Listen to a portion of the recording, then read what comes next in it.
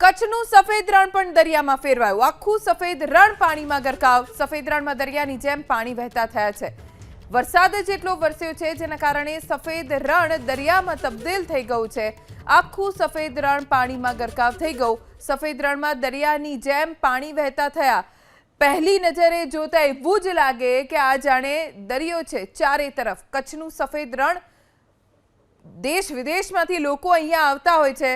આવો નજારો ભાગ્યે જ જોવા મળે કે જ્યારે સફેદ રણમાં દરિયાની માફક લહેરો ઉઠતી હોય।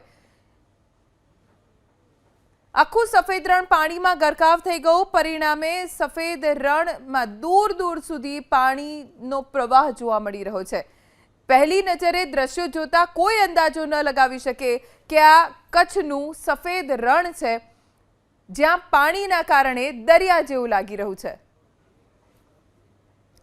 કચ્છનું સફેદ રણ પણ દરિયામાં ફેરવાયું। આખું સફેદ રણ પાણીમાં ગરકાવ। સફેદ રણમાં દરિયાની જેમ પાણી વહેતા થયા છે।